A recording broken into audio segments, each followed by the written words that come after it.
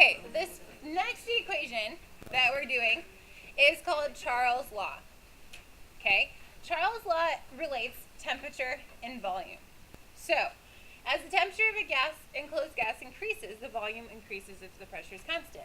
Charles' Law states that the volume of a fixed mass of a gas is directly proportional to its Kelvin temperature if the pressure is kept constant. So, this is saying directly proportional. Yesterday, we had inversely proportional. Okay? But today, we are directly. So that means that if one does one thing, the other does the other thing as well. So this is saying in this sentence that if the temperature increases, then the pressure increases. The opposite is also true. So has anybody ever taken a helium balloon out on a nice cold winter day? Outside? No. Does anybody know what happens when you take it outside in cold weather? It doesn't pop.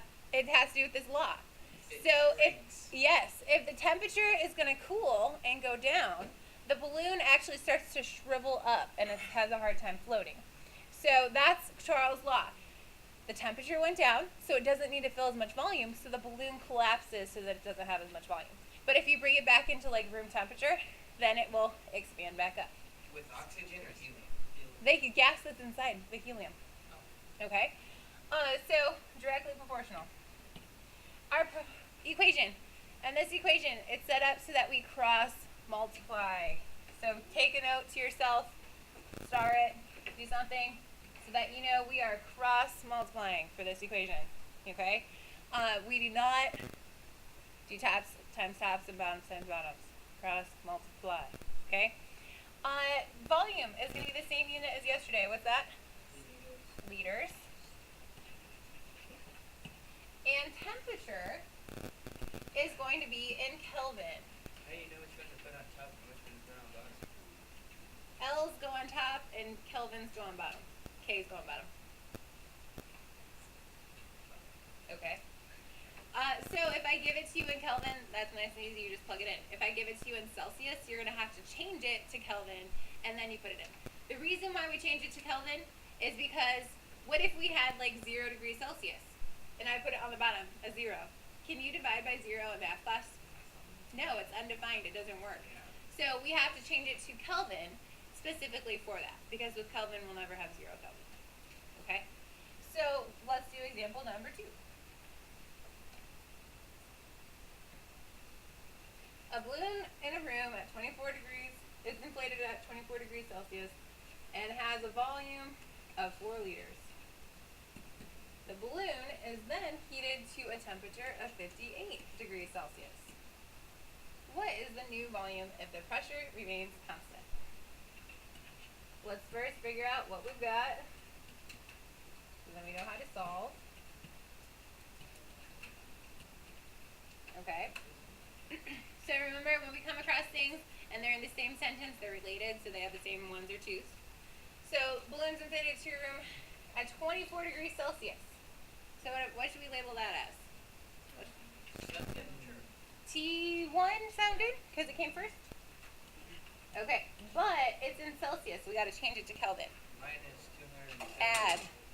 Add 273. 20. What is it? Made a hat stick.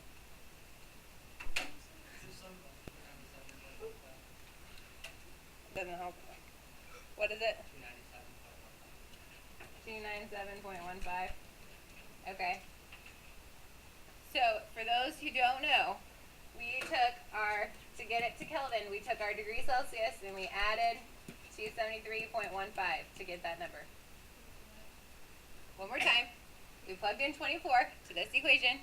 This is located on the front of your note packet. We wrote it down yesterday. Where we take 24 plus 273.15 and you get 297.15. Yes. Okay. Now it has a volume of 4 liters. It's in the same sentence as the 24, so is that going to be a V1 or a V2? V1. Okay. The balloon is then heated to a temperature of 58 degrees Celsius. Well, we already figured out T1 is that one, so that means T2 is going to be 58. But we got to plug it into this equation and solve for Kelvin. What is it? 292.15? Okay. What is the new volume? So that means we're solving for V2, right? Alright. So now, not using the Celsius, using the Kelvins, let's plug in. So I have 4.00 over 297.15 equals, I'm just going to throw in V2 over 331.15. So to solve this, we're cross multiplying. So that turns into 4 times 331.15 equals, that's multiplying.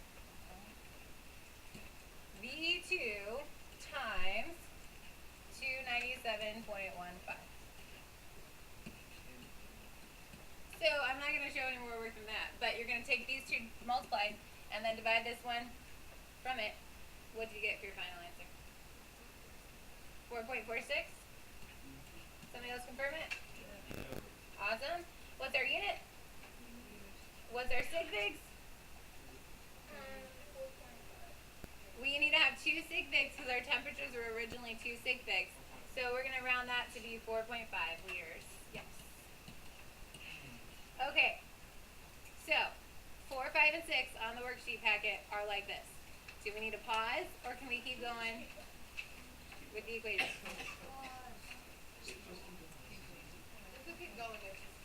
It's the same. The equation. Next equation is the same way. Okay. Wait, can I see that? 4.5. Just because we don't want to do it doesn't mean we don't have to do it. It can.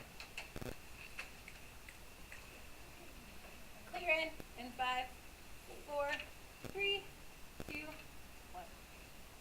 Okay. Next equation is called the Gay-Lussac's law, and this relates temperature and pressure. So as the temperature of an enclosed gas increases, the pressure of increases if the volume is constant. Because there's more collisions, because it's moved around, because it's faster, because it gained energy.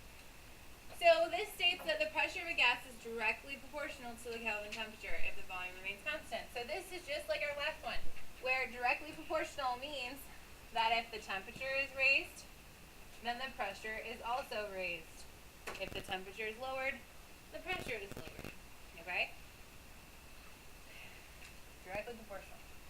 So with our equation, it's set up the same way as our last one, the Charles law. We are still going to cross multiply when we plug in to solve. Okay? Temperature is still going to be in Kelvin. So change it if you're not given Kelvin. Okay? Pressure can be any of the units from yesterday. So it can be atmospheres, it can be the millimeters of mercury, or it could be the kilopascals. You just want to make sure that it's the same on both sides. Okay? So let's do example 3 and then we're done with notes for the whole day. Sound good? Alright, here we go. The gas that's used in an aerosol can is at a pressure of 103 kPa at 25 degrees Celsius. If the can is thrown onto a fire, because not anybody in here has ever done that before, what will the pressure be when the temperature reaches 928 degrees Celsius?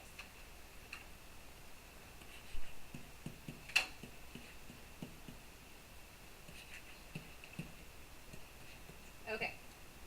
So the first thing we come across, number-wise, is 103 kPa at 25 degrees Celsius.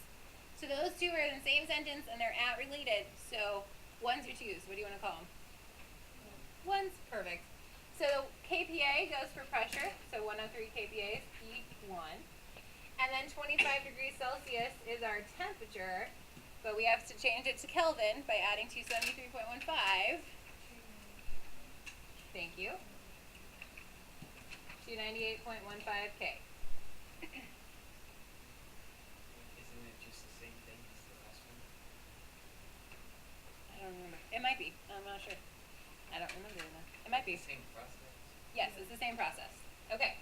So then, if the can's thrown onto the fire, what will the pressure be? So it's asking for us to solve for a new pressure, so we're going to solve for P2.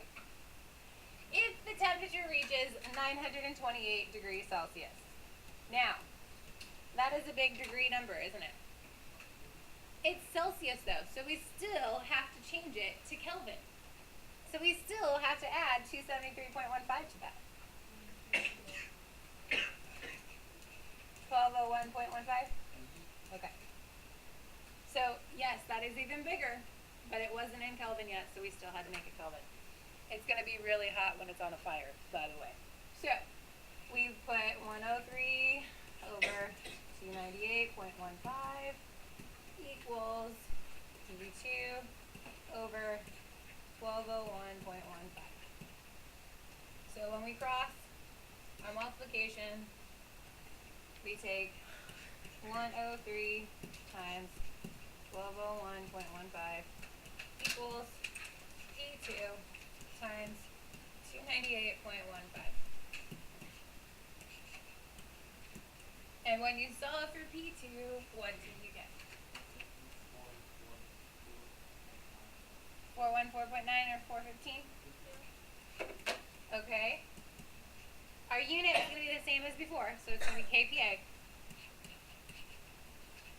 Okay. How many sig figs do we round to? 2, because 25 is in 2.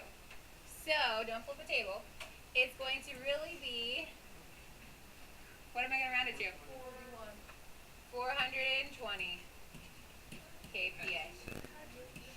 The 0 does not count because I don't have a decimal place, but I have to spot fill. If I rounded it to 42, that's not 415 anymore.